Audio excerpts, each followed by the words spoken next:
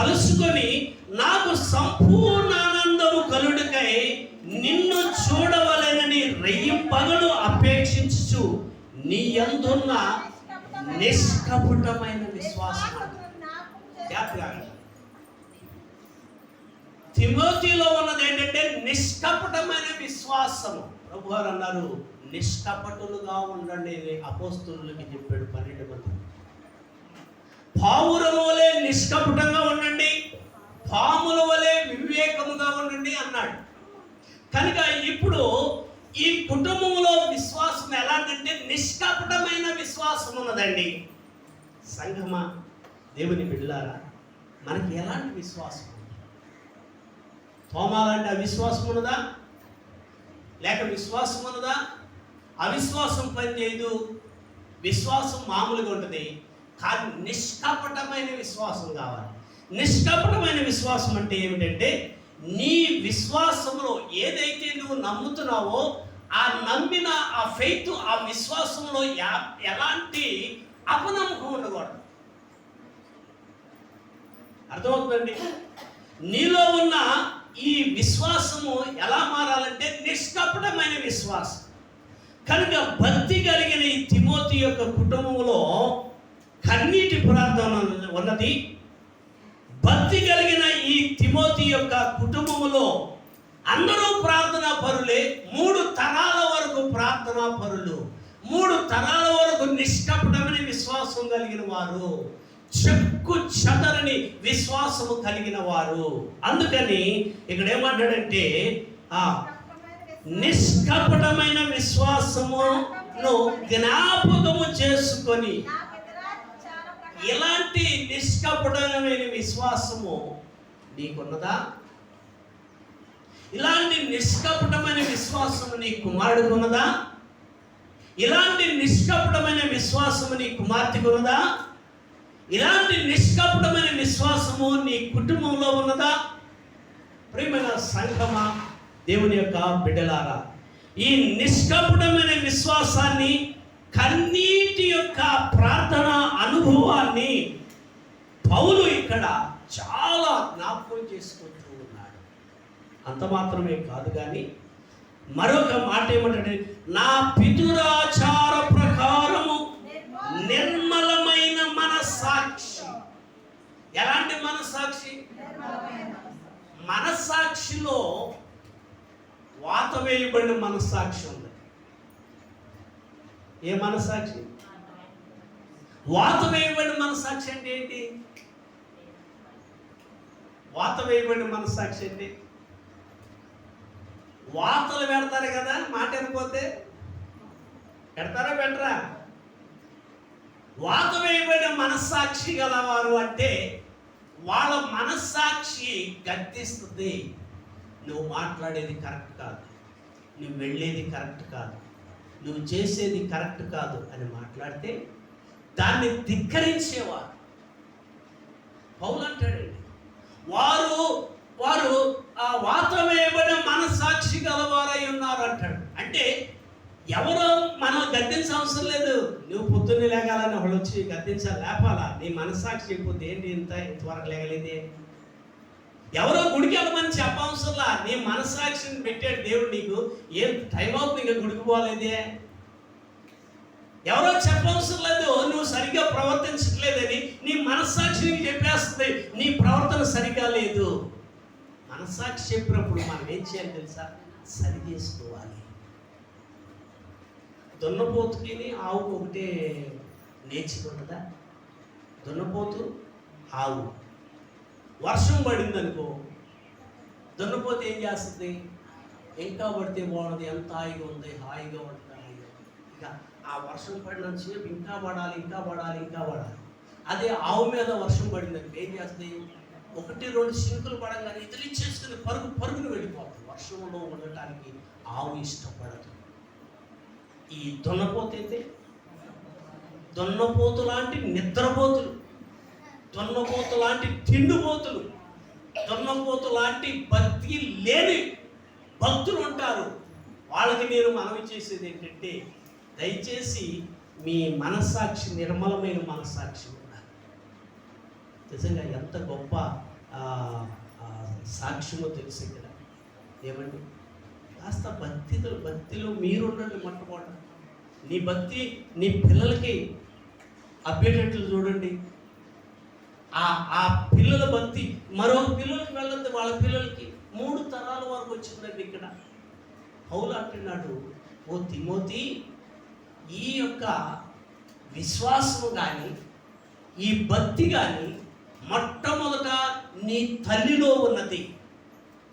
ఆ తల్లిలో నుండి ఎక్కడి నుండి వచ్చింది? తల్లికి తన యొక్క తల్లిలో నుండి వచ్చింది. అందుకని ఈ వచనం చాలా ప్రాముఖ్యమైనది. 5వ వచనం చివరిలో ఆ విశ్వాసము మొదట ఎలాంటి విశ్వాసం తిమోతికి ఉందో దాని గురించి మాట్లాడుతున్నాడు. ఇంత విశ్వాసం ఎక్కడి నుండి వచ్చింది తిమోతికి అని ఎంక్వైరీ చేస్తే, నీ అవ్వ అయిన లోయలో ఈ విశ్వాసం ఉన్నది. నీ యొక్క అవ్వలో విశ్వాసం ఉంటే, నీ అవ్వలో ప్రార్థనా జీవితం ఉంటే, నీ అవ్వలో గుడికొచ్చే భక్తి ఉంటే ఆటోమేటిక్గా మీ తల్లులకు వచ్చారు. అందుకని మొదట ఆ యొక్క విశ్వాసం నీ అవ్వ అయిన లోయలోను నీ తల్లి అయిన యునీకేలోను వసించను. అంటే నివసిస్తుంది అలాంటి విశ్వాసం. ఇప్పుడు ఈ మాటలు వినిచున్న యూట్యూబ్ ఛానల్ వారి ద్వారా కానీ లేదా ఇక్కడ ఉండి వినిచున్న వారైనా, నీ విశ్వాసం ఎలా ఉంది? నీ భక్తి ఎలా ఉన్నది? ఇంకా 3 విషయాలు చెప్పే భక్తి గురించి. మొట్టమొదటి భక్తి ఉన్న వాళ్ళకి ఏముంటుంది? ధైర్యం ఉంటుంది. భక్తి ఉన్న వాళ్ళకి ఏముంటుంది? గౌరవం ఉంటుంది. భక్తి ఉన్న వాళ్ళకి ఏముంటుంది? ఆశీర్వాదం. ఏమవసరం లేదు. మన పిల్లలకి ఇవి అప్పచెప్తే చాలు. నువ్వు ఆస్తులు అప్పచెప్పినా కానీ వాళ్ళు కొట్టుకు చెప్తారు. వాళ్ళు ఎక్కడికి వెళ్ళిన సమస్య ఏంటి తెలుసా? ఎక్కడికి వెళ్ళినా, నేను మొన్న హైదరాబాద్ నుండి వచ్చే రోజు ఇమీడియట్గా నాకు ఫోన్ వచ్చింది. వెళ్ళి అక్కడ మాట్లాడితే, అయ్యా ఆస్తుల దగ్గర అబ్బాయి వాళ్ళు పుట్టుకుంటారు. అందుకని ఆస్తులు సంపాదించుకోవాలి. పిల్లలకి సంపాదించుకోవాలి. ఒకవేళ మనం ఆస్తి సంపాదిస్తే వాళ్ళు వాటిని చూసి వాళ్ళు ఏం చేస్తారు? పాడైపోతారు. అందుకని మనం సంపాదించేది ఏంటంటే తెలుసా? భక్తి సంపాదించాలి. ఆ భక్తి పిల్లలకి చెప్పాలి. ఆ భక్తి ద్వారా దేవుడు ఆ పిల్లల్ని ఆశీర్వదిస్తాడు. కనుక నన్ను ఆశీర్వదించిన దేవుడు మిమ్మల్ని ఆశీర్వదిస్తాడు. తిమోతి కుటుంబాన్ని ఆశీర్వదించిన దేవుడు మన కుటుంబాన్ని ఆశీర్వదిస్తాడు.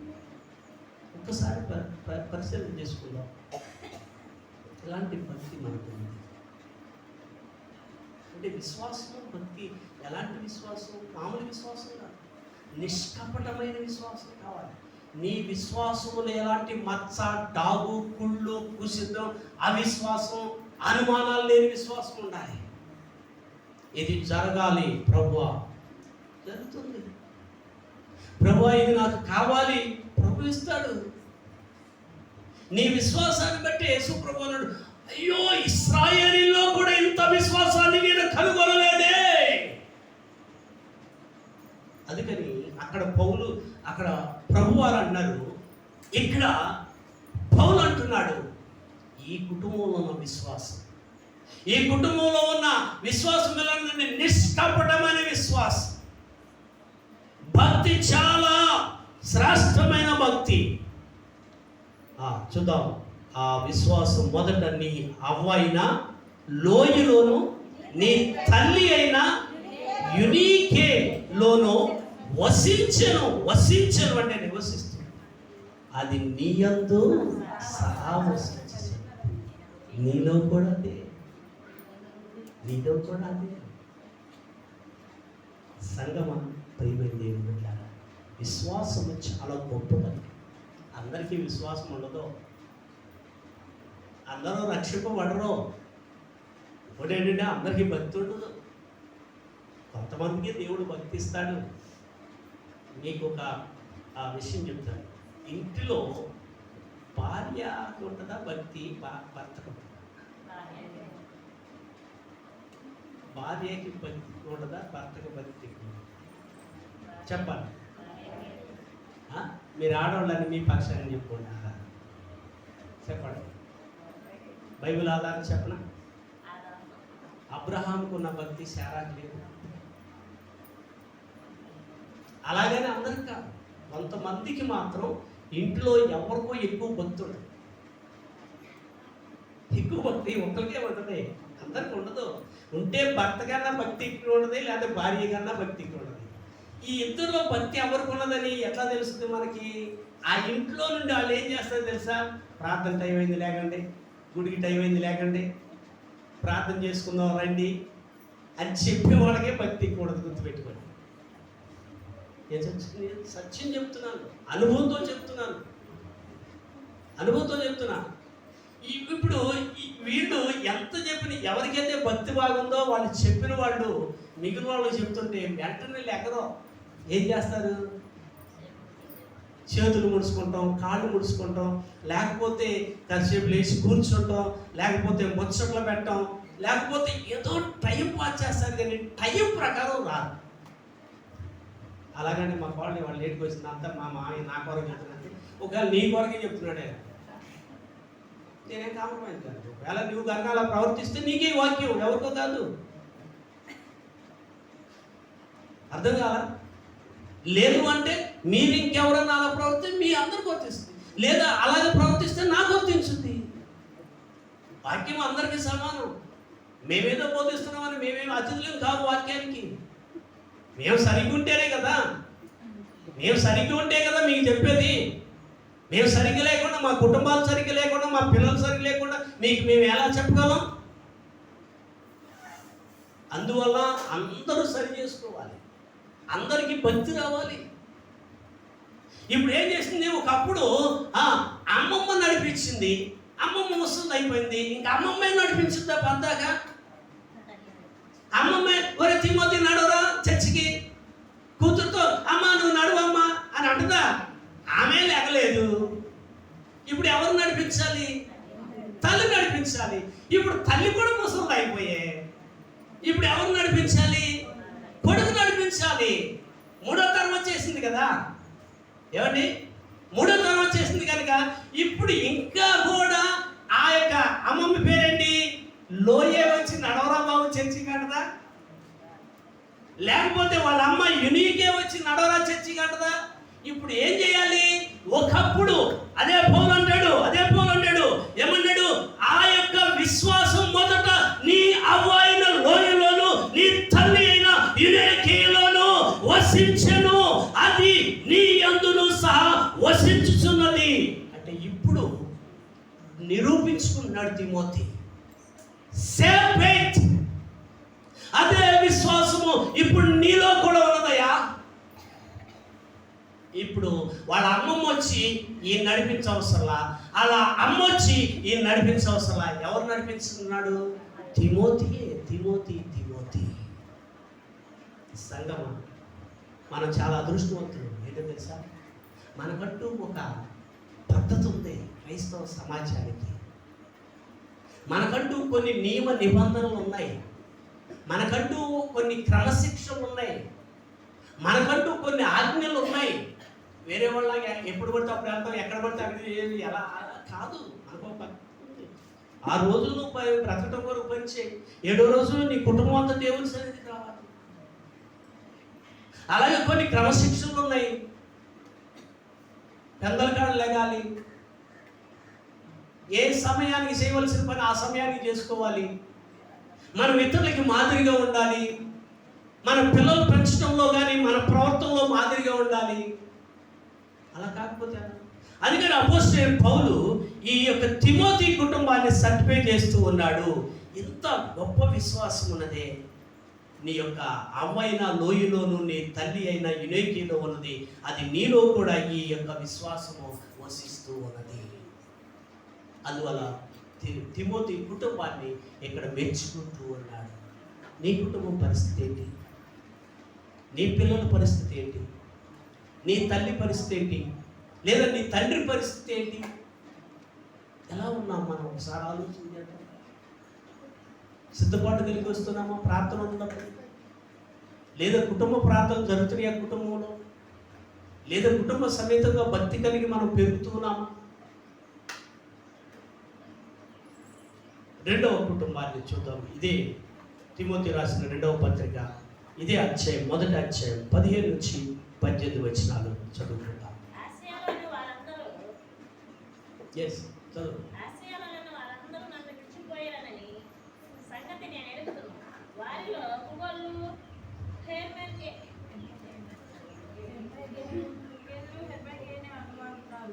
ప్రభు ఓనేసుకుని ఇంటి వారి యందు కనికరమును చూపునుగాక. అతడు రోమాకు వచ్చినప్పుడు నా సంఖ్యలను గురించి సిగ్గుపడక శ్రద్ధగా నన్ను వెదకి కనుగొని అనేక పర్యాయములు ఆదరించెను. మరియు అతడు ఎఫెసీలో ఎంతగా ఉపచారము చేసెను అది నీవు బాగుగా ఎరుగుదువు. ఆ దినమునందు అతడు ప్రభు వలన కనికరము పొందినట్లు ప్రభు అనుగ్రహించునుగాక. ఆమేన్. మొట్టమొదటిది విశ్వాసం గురించి తిమోతి కుటుంబము, తిమోతి యొక్క తల్లి, తిమోతి యొక్క అవ్వని గురించి అపోస్తలుడైన పౌలు చక్కని సాక్ష్యం పలుకుతాడు. ఇప్పుడు రెండవ కుటుంబం గురించి పౌలు చెప్పే విషయాలు ఏమిటంటే ఒనేసిఫోరు కుటుంబం గురించి మాట్లాడుతున్నాడు. ఒనేసిఫోరు కుటుంబం గురించి మాట్లాడుతున్నాడు. ఈ ఒనేసిఫోరు కుటుంబం గురించి ఎవరికి చెబుతూ ఉన్నాడంటే తిమోతితో మాట్లాడుతున్నాడు. ఎవరితో మాట్లాడుతున్నాడు? తిమోతికి మాట్లాడుతున్నాడు. అంటే తిమోతి చెప్తున్నాడు, ఏమని చెప్తున్నాడు? ఆసియాలోని వారందరూ నన్ను విడిచిపోయినారని సంగతిని నీవు ఎరుగుదు. నేను ఎరుగుతున్నాను చదువుతున్నాను. అట్లా తప్పు, వాక్యం తప్పు చదవకూడదు. నీవెరుగుదువు. ఏమన్నాడు? నీవెరుగుదువు. వారిలో పుగెల్లో హెర్మేగను అనువారు ఉన్నారు.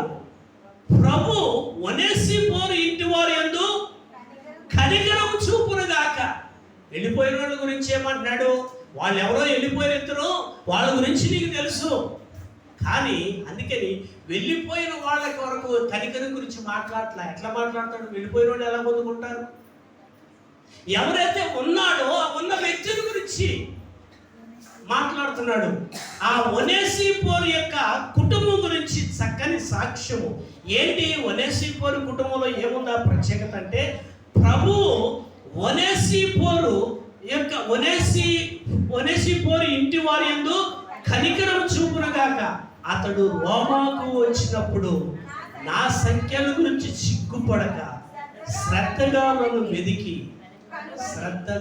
వెదికి అంటే ఒనేసిఫోరుకి ఏముందో తెలుసా? రెస్పాన్సిబిలిటీ ఉంది సేవకుని కుటుంబం పట్ల. ఒకరికేమో విశ్వాసము ఒక కుటుంబంలో తరతరాలుగా 3 తరాల వరకు ఉన్నది. మరొక కుటుంబంలో ఏమున్నదంటే బాధ్యత ఉన్నది. సేవ పట్ల, సంఘము పట్ల బాధ్యత ఉన్నది, దేవుని పట్ల బాధ్యత ఉన్నది, దేవుని సేవకుని పట్ల బాధ్యత ఉన్నది. కొంతమంది గుడికి వస్తారు కానీ అసలు బాధ్యత ఏమున్నదండి. బాధ్యత లేకపోతే ఎట్లా? ఎంత మటుకి నీ ఇల్లు చూసుకుంటామేనా? దేవుని ఇల్లు పట్టించుకోవాలి. దేవుని ఇల్లు పట్టించుకోవాలి. దేవుని వాక్యం ఏం సెలవిస్తుందంటే, నీ ఇంటిని కూర్చున్న ఆసక్తి నన్ను భక్షిస్తుంది అన్నాడు. ఏమన్నాడు? నీ ఇంటిని కూర్చున్న ఆసక్తి నన్ను భక్షిస్తుంది. అంటే దేవుడు మన ఇంటి విషయంలో ఆయన చాలా బాధ్యత కలిగి ఉన్నాడు. మనము దేవుని ఇల్లు విషయంలో ఎంత బాధ్యత కలిగి ఉన్నాం? ఎలా బాధ్యత కలిగి ఉన్నాం? ఎవరైనా సంఘానికి రాకపోతే వాళ్ళ కొరకు ప్రార్థన చేయాలి. సంఘంలో ఏమైనా కార్యక్రమాలు జరుగుతున్నాయంటే మనం పార్టిసిపేట్ బాధ్యత కలిగి ఉండాలి. ప్రార్థన జరుగుతుంటే బాధ్యత కలిగి మనం వెళ్ళాలి. మన కుటుంబాన్ని ప్రోత్సహించాలి. ఎందుకు? అది మీకే ఆశీర్వాదం, అది మీకే ధైర్యం ఇస్తుంది, అది మీకే భక్తి, అదే మీకు గౌరవం పెరుగుతుంది. ప్రియమైన సంఘమా, బాధ్యత ఎంత? సంఘము పట్ల నీ బాధ్యత ఏముంది? కొంతమంది భలే పరిచయం చేస్తారు. ముందు వస్తారు, ఆఖరిని వెళ్తారు. ఎప్పుడు వెళ్తారు? మాట్లాడాలి. ప్రార్థనకి ముందు వస్తారు, వెళ్ళేది ఎప్పుడు వెళ్తారు? ఆఖరిని వెళ్తారు. కొంతమంది ఎట్లా ఆఖరిని వస్తారు, ముందు వెళ్ళిపోతారు.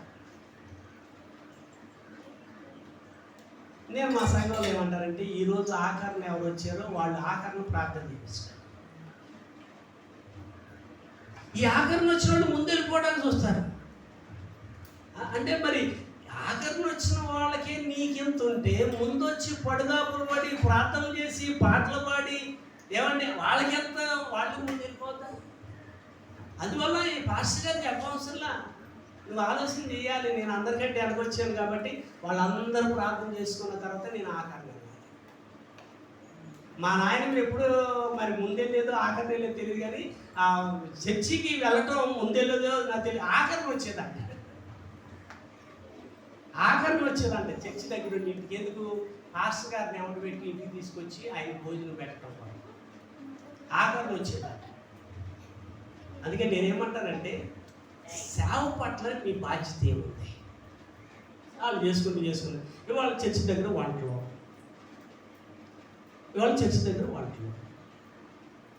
ఎప్పుడు వెళ్ళాలి?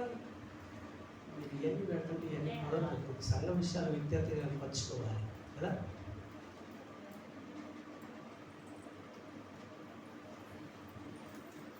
కనుక దయచేసి గమనించండి. రెండవ విషయాన్ని మనం గమనించినట్టయితే ఒనేసిఫోరు యొక్క కుటుంబములో దేవుని సేవ పట్ల బాధ్యత ఉన్నది. ఒనేసిఫోరు భార్య కానీ భర్త కానీ పిల్లలు కానీ దేవుని సేవకుడు అంటే చాలా గౌరవము బాధ్యత ఉన్నది. అయితే పౌల్ని రోమా పట్టణములో చెరసాల్లో బంధించారు. రోమా చాలా పెద్ద సిటీ, అక్కడ 2-3 చెరసాలు ఉంటాయి. అలాంటిది ఈ ఒనేసిఫోరు ఏం చేశాడంటే పౌల్ని చెరసాల్లో పెట్టారని ఆ యొక్క రోమా పట్టణంలో ఈ చెరసాల్లోకి వెళ్ళి వెతికాడు, అక్కడ పౌలు కనపడలా. మరొక చెరసాలకు వెళ్ళాడు, అక్కడ పౌలు కనపడలా. అసలు ఏ చెరసాల్లో ఉన్నాడని చెరసాల టు చెరసాల, చెరసాల టు చెరసాల, jail to jail, jail to jail వెతికి పౌల్ని కనుగొని పౌల్ని ఆదరిస్తూ మాట్లాడుతున్నాడు. అంటే బాధ్యత ఉండాలి దేవుడి బిడ్డలకి. సేవకుని పట్ల బాధ్యత ఉండాలి. సేవకుని ఆరోగ్యం ఎలా ఉన్నది, సేవకుని కుటుంబం ఎలా ఉన్నది, సంఘం ఎలా ఉన్నది, సేవా పరిచర్య ఎలా ఉన్నది. మన కుటుంబంలో విషయాలే కాదు, దేవుని సన్నిధి విషయంలో కూడా బాధ్యత ఉన్నప్పుడు దేవుడు నీ కుటుంబం పట్ల బాధ్యత తీసుకుంటాడు. అప్పుడు నీ పిల్లలు ప్రయోజకులు అవుతారు. నీ కుటుంబంలో సమృద్ధి ఉంటుంది, నీ కుటుంబంలో ఆశీర్వాదం ఉంటుంది, నీ కుటుంబంలో శాప పాపాలు తొలగిపోతాయి. దేవుడు గద్దిస్తాడు, దేవుడు సహాయం చేస్తాడు. ఏంటో తెలుసా? నీ భక్తిని చూసి, దేవుడు నామానికి మహిమ కలుగును, నీ యొక్క విశ్వాసాన్ని చూసి. అందువల్ల ఇప్పుడు పరిశుద్ధ గ్రంథములో ఈ 3 తరాల పేర్లు వచ్చేసినాయి. 3 తరాల పేర్లు, తిమోతి, తిమోతి తల్లి, తిమోతి అవ్వ యొక్క పేర్లు కూడా రాశారు. రాయటమే కాదు, వాళ్ళ గురించి మెచ్చుకుంటున్నాడు. సంగమా ప్రియమైన దేవుని బిడ్డలారా, ఈ మధ్యాహ్న కాల సమయంలో తిమోతి కుటుంబము విశ్వాసములో ఉన్నట్లుగా, ఒనేసిఫోరు యొక్క కుటుంబము సేవకుని సేవ పట్ల బాధ్యత కలిగినట్లుగా మన కుటుంబం గురించి ఏంటి? ఎప్పుడు అలాగే ఉందామా? ఇంటికి ఒక్కడమే వద్దామా? ఇంటికి ఇద్దరమే వద్దామా? లేకపోతే స్త్రీలే వద్దాం, పురుషులు రావద్దా? పురుషులు రాకపోతే ఏంటి పరిస్థితి? పురుషులు లేని సంఘం. ఇప్పుడు ఎవరింటికన్నా వెళ్ళామనుకో, పురుషులు లేకపోతే ఏమంటారు? ఆ ఇంటి యజమానులు లేడు. నేను అనేది తప్పేం కాదు, ఇంటి యజమానులు లేడు. ఏమైపోయాడు ఇంటి యజమానుడు? పైకి వెళ్ళిపోయాడు. ఇంటి యజమానులు లేడు. ఇప్పుడు సంఘంలో పురుషులు లేరు, పురుషులు లేని సంఘం. ఇప్పుడు మనం ఏమందాం? పురుషులు లేరు. ఈ ఇంట్లో పురుషులు లేరు, ఆ ఇంట్లో పురుషులు లేరు, తేడా ఏమి లేదు. కనుక పురుషులతో కలిసి సంఘానికి రావాలి, భార్యలతో సంఘానికి రావాలి, పిల్లలతో కలిసి దేవుని సన్నిధికి రావాలి. దేవుడు మరి అట్టి కుటుంబాన్ని ఆశీర్వదిస్తాడండి. దేవుడు అట్టి కుటుంబాన్ని ఆశీర్వదిస్తాడు.